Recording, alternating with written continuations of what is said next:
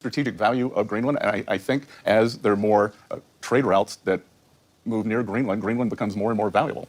Secretary, we're already seeing a reaction from markets. You've got rates spiking in the United States, up 7 basis points on the 10-year right now. You've got rates spiking in Japan. What do you want to say about this market reaction that we're seeing? Well, Maria, I think it's very difficult to disaggregate the market reaction from what's going on endogenously in Japan. So Japan, over the past 2 days, has had a 6 standard deviation move in their bond market.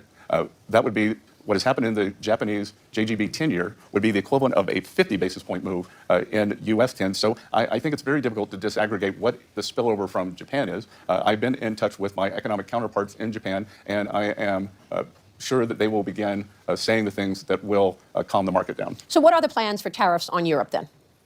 Well, we're in the midst of completing a very good trade deal for both sides. So the plan is to go ahead with the trade deal. Of course, the president has said that he, on February 1st, will implement a 10% tariff if the Danes do not want to give up Greenland. Guys, thanks so much for joining me, John. So this is SotoCast. We're taking a look at Scott Bessent, man. Masterclass. Everyone's been killing it at the WEF, at the World Economic Forum over there in Davos. But again, this guy is, I mean, he came out of nowhere. Obviously he was very, very well known in the financial markets, in the financial world. Nobody knew him really until now. Like, obviously his popularity has skyrocketed because he's a beast. He's an absolute monster when it comes to knowing what he has, knowing how to leverage it, explaining it. You know, when it comes like the nitty gritty, you know, the stuff that's happening in Japan right now, that's very granular stuff. That's a little bit difficult for the average person to understand. He's basically, in a nutshell, saying that the volatility that's happening in Japan right now definitely caused some volatility in our markets, and that all of that can't be blamed upon this Greenland thing that we have going on right now. He's going to get into it a little bit more right here.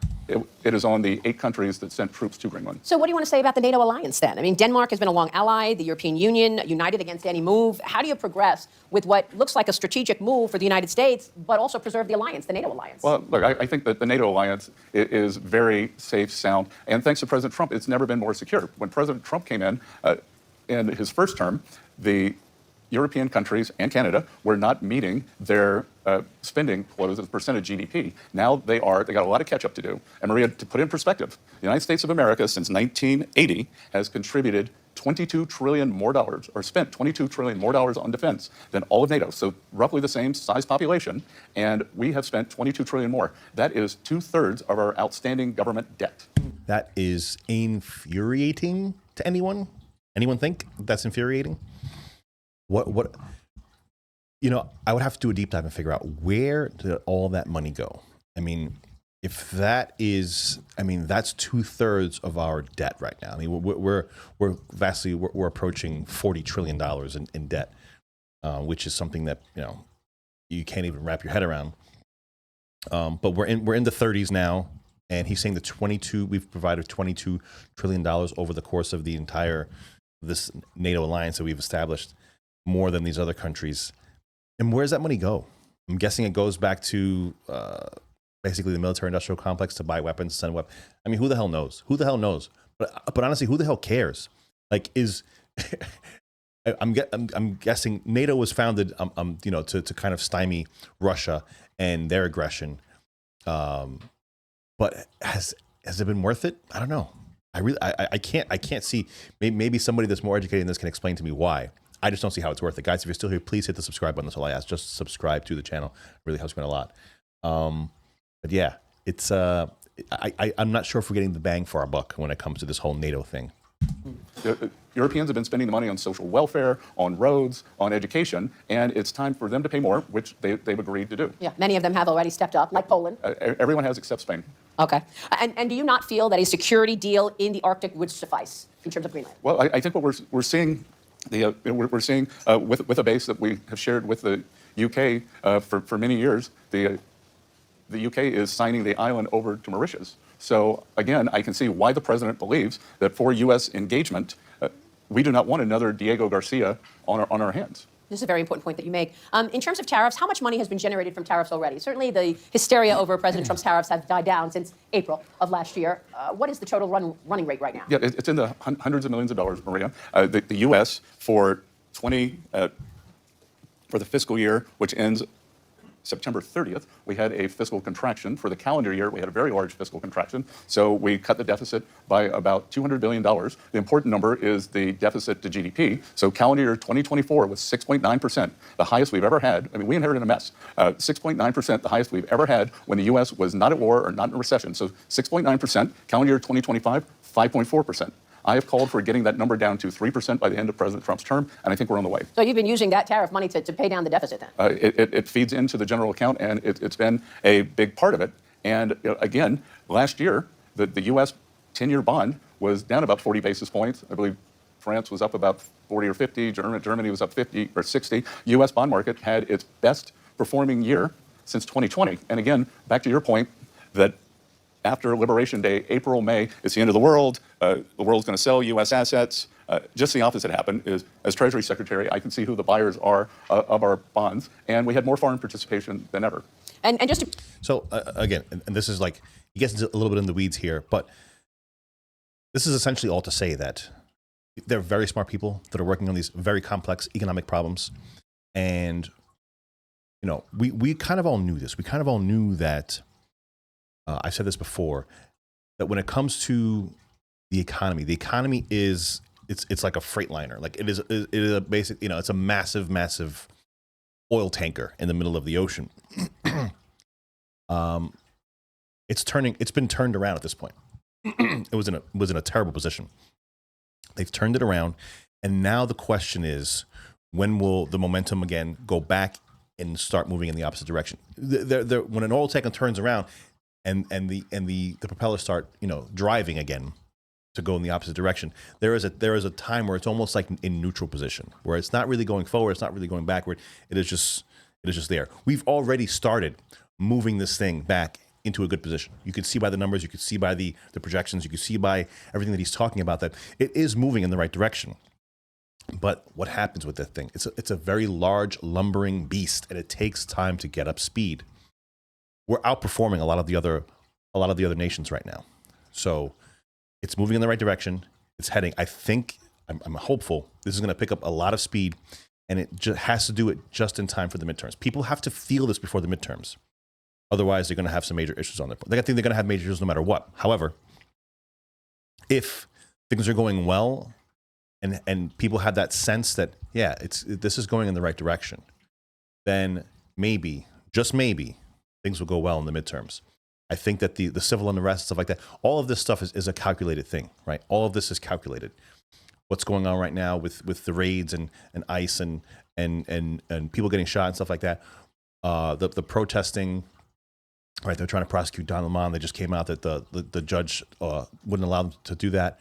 There are a lot of things on the you know, the side of the progressives that they're trying their hardest to distract you from what is about to happen. And I think what is about to happen, I think the economy is about to shine.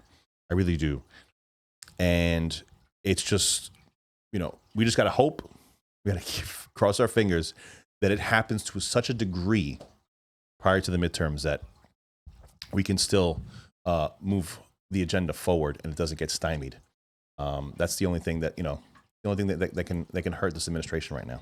To be clear, a moment ago, when I asked you about the market reaction, you don't think markets rates are spiking on this Greenland story. You think that what's happening in Japan is specific to Japan. Well, I think that the Japan situation, that the market there, again, had a 6 standard deviation move, and that was happening before any of the Greenland news. And I think the rest of the world, German rates are up, French rates are up, Japanese rates are up a tremendous amount. Secretary, I want to get to the macro story in a moment, but let me say on tariffs for one more moment, because we could be hearing from the Supreme Court imminently. And of course, the Supreme Court will issue a ruling on the president's use of tariffs during a, quote, emergency, the IEEPA, reason that you've actually issued some of these tariffs. What are your expectations for the Supreme Court? We could hear from them this morning or even tomorrow morning.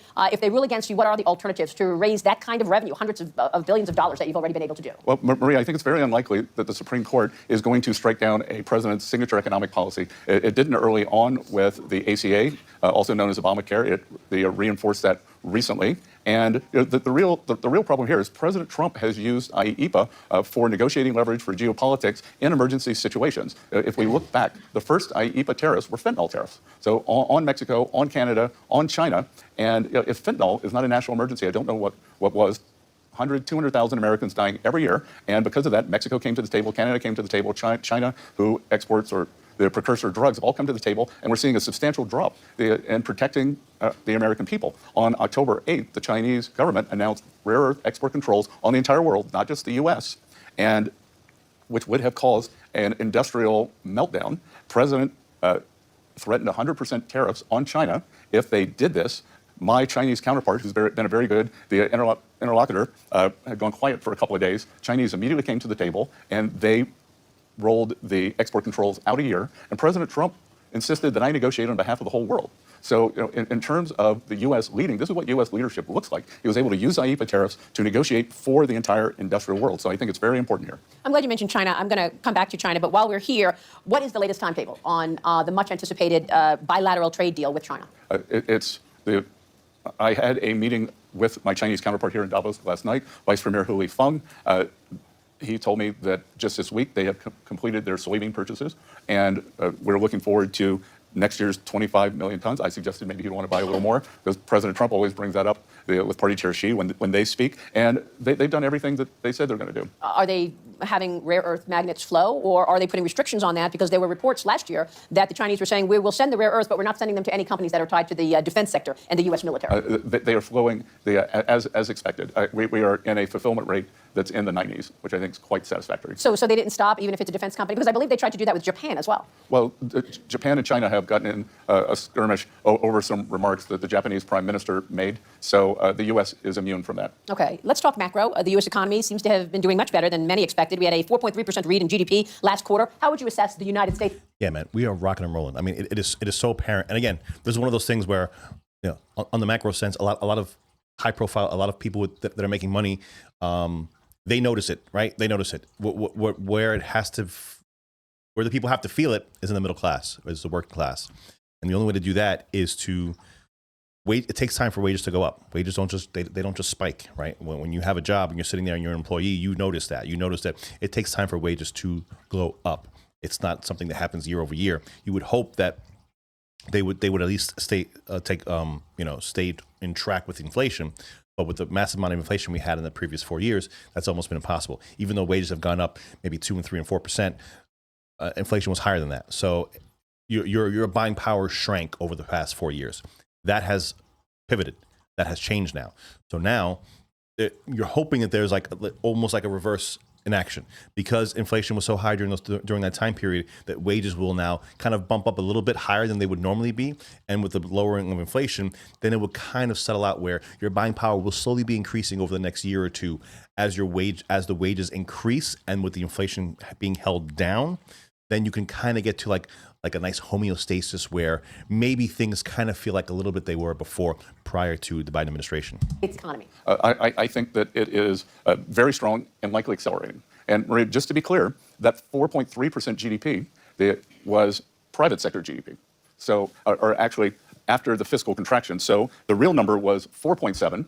The government contracted by 0.4, so that got us to 0.3. So that is pure private sector GDP. And President Trump's economic policy, tax deals, trade deals, and that's also what we want to see. We want to see the government contraction, right? The government currently has, something like 2.3 million employees. We want to see that contraction.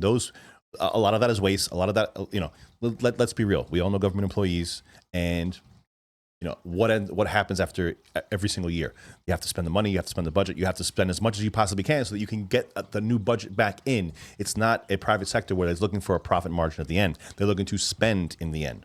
So to contract the government is what everybody wants, what everybody needs. We don't need a lot of these government officials wasting taxpayer money. The U.S. government is the largest employer in the world. I think we can spare cutting back in that sector. The deregulation, which I think is probably the most powerful part, is really just starting to kick in now. So we had the tax deal, one big beautiful bill, done on July 4th, which no one said could be done. And it contains the full expensing for U.S. corporates on equipment, for factories, for ag structures. On the other side, for working Americans, the president's signature policies: no tax on tips, no tax on overtime, no tax on Social Security, interest deductibility, auto loans if you buy an American car. So we're seeing this wonderful balance between industrial America and Main Street America. I am also the IRS commissioner, and we did not change the withholding guidance. So we're going to see, as commissioner, I can see there are going to be very substantial tax refunds coming to working Americans in the first quarter. They'll change their withholding. They'll get a bump up in real incomes. Because of the expensing, we're seeing 12, 14% CapEx growth in the U.S. And historically, you have never seen a CapEx boom without seeing employment follow. Yeah, you've got a Yeah, man. That actually might be that's going to be a big factor right now, right?